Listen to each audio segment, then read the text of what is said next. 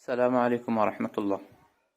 یەکێک لە کاریگەرترین ئەو ڕێگانەی کە پێغەمبەرمان صلی الله عليه وسلم بەکاری هێنا لە بۆ تعلیم و فێرکردنی هاوڵەکانی بریتیە لە شێوازی وێنە چێشان. واتە پێغەمبەرمان صلی الله عليه وسلم وێنە چێشایە، بەڵام چ جۆرە وێنە چێشانە؟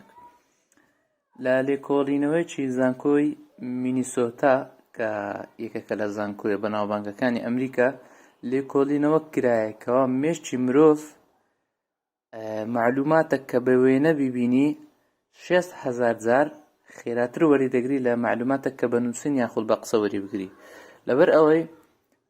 لەبەر ئەوە یەکێک لە کاریگەرترین ئەو ڕێگانە لە بۆ ئەوەی بتانی معلوماتێک بدەی کەسی بەرامبەرت یاخود لە بۆ داعوە بەکاربینی لە بۆ تعلیم بەکاربینی وێنەیە.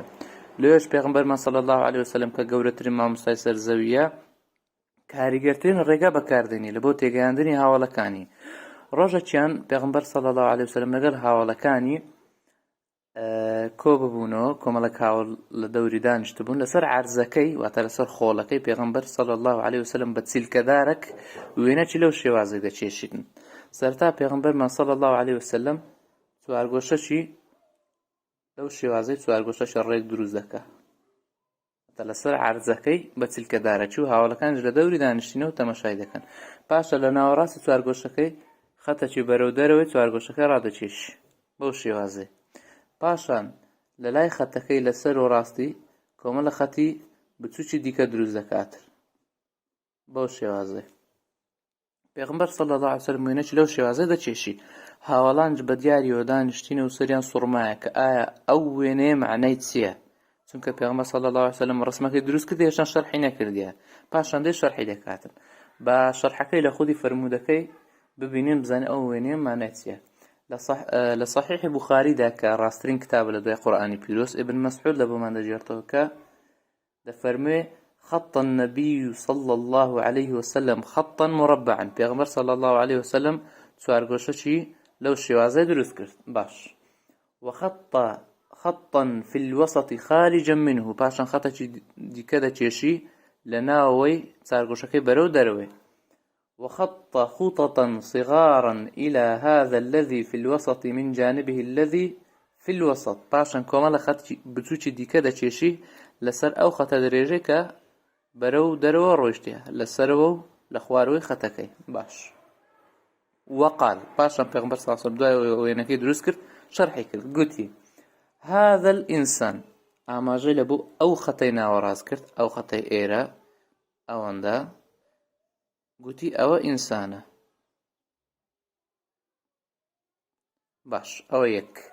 پاشان گوتی وهذا الذي هو وهذا أجله محيط به. پاشان ئیشارەتی لە بۆ چوارگۆشەکەی کرد کە دەوری دایە، گوتی هذا هو أجل. ئەجەلی ئینسانەکەیە، ئەو ئینسانەکەیە، ئەو ئەجەلێکی دەورەی دایە بەو شێوازەی. پاشان وهذا الذي هو خارج أمله. ئەو خەتە ئەمەلە.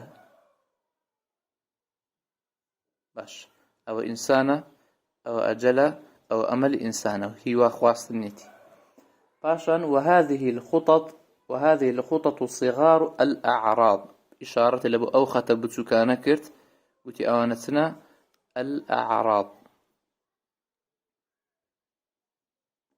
ئەعراض ئەو شتانەیە کەوا تووشی ئینسانی دەبی، بۆ نمونە بە ڕووداوی هاتوچۆ ئینسان دەمریتن، یاخود بە بەربوونەوە یاخود بە نەخۆشی. بەو شێوازەی دەوری ئینسان لە تەنیشتی ئینسانەکەیە، ئەجەلەکەی دەوری دایە و ئەوەش ئەمەلیتی هیوای دوور دەخوازی کەچی ئەجەلەکەی نازانی ئەلێرە کۆتای پێدێ. باش. پاشان فەرمووی فإن أخطأه هذا نهشه هذا. يعني أجر أخطأه هذا إشارة لبو خطانا كرد أو خطأ وكبلين أجلي بو خطيني بو خطي نمري بو خطي دمري أولي باز بدا بو دمري. نهشه وكو لفتح الباري بن حجر داري أصابه بوي توجد بيو دمريتن. وإن أخطأه هذا نهشه هذا. أجا أوج ليلة بداتن ئەوە تووشی دەبی بۆی وەفات دەکاتن. کەواتە لێرە لە بۆمان بەدەردەکەوی کە زۆر جار وایە ئینسان کە ئەجەلەکەی دەوریدایە هیچ لەو نەخۆشی و ئەو ڕووداوانەی کە بەسەریشی دادی لەوانێ ڕوودا و چات و زۆر مەترسیداریشی بەسەردابێت کەچی وەفات ناکاتن دەڵێن ئەجەلی ناتیە بە هیچ لەوانە وەفات ناکە ئەو هەموو ئاعراضەی توش دەبی کەچی لە ناکاوەکی مەسەلەن لە خەودا وەفات دەکات ناخود لە ناکاوەک زۆر یاری زەرمەندیتە لە ناو یاریەکەی بەردەبیتەوە وەفات دەکاتن ئەوە ئەجەلی هاتیە هەتا ئێرە بووە کەچی ئەو هەتا ئێرە دەبینی ئەوەندە هیوا درێژە بە حیسابی خۆی لەوانەیە 100 ساڵی دیکەش دەژیتن بۆ نمونە لە نمونەی و کەسانە دەڵێ ساڵی دابێ مەسەلەن تۆبەی دەکەم ساڵی دابێ ئەلێرێ کەچی ئەو نازانین لێرە وەفات دەکەم مەسەلەن لە ڕەمەزانی داهاتوو دەست بە نوێژ دەکەم ڕەمەزانی داهاتوو دەست بە قورئان خوێندنەوەی دەکەم دەست بە حەفزی قورئانی دەکەم مەسەلەن لە زەم و زەمکاری بەردەوام دەبێتەوە کاتی دەڵێ عەمڕەچی دەکەم ئینشاڵڵا لەو کاتێڕە واز لە هەموو تاوانەچی دەینم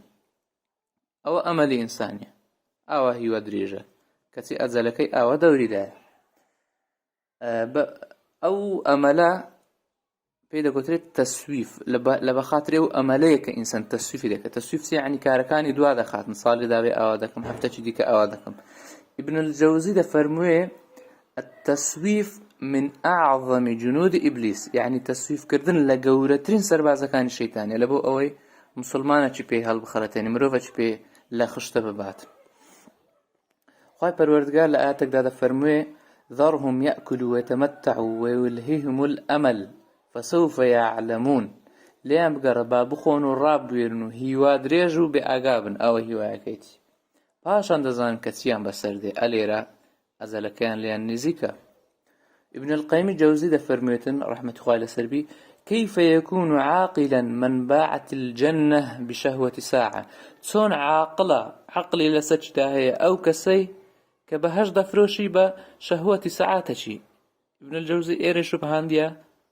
ئەو ژیانی مرۆڤی بە سەعاتێک یاخود کەمتریشدا کە لە قورئاندا هاتیە ئەمەش دەڵێن نەخێر عاقل نییە ئەو کەسێک کە بەهەشتی دەفرۆشی بە شەهوەتی سەعاتەچی بە بەڵگەی چی خوای گەورە دەفەرمێ أم تحسب أن أكثرهم يسمعون أو يعقلون ئاوا دەزانی زۆربەی ئەوانە حەق دەبیستن و لێی تێدەگەن نەخێر ئەوانیە بەڵکو إنهم إلا كالأنعام بل هم أضل سبيلا ئەوانە تەنها وەک ئاژەڵێک وان بەڵکو خراپتریش لە ئاژەڵ کەواتە عاقڵ نییە و بێعەقڵە و کەسێک کە بەهەشتی دەفرۆشیتن بە شەهوەتی سەعاتە وەکو ابن القیم دەفەرمێ لە کۆتاییدا دەڵێن بە هەوڵ دەنبراوە بین لە شەڕی گەورەترین سەربازە ئیبلیس کە بریتێ لە چ بریتێ لە تەسویف چونکە کەس نازانی لەکوێ دەمری و چ وەختە چش دەمریت.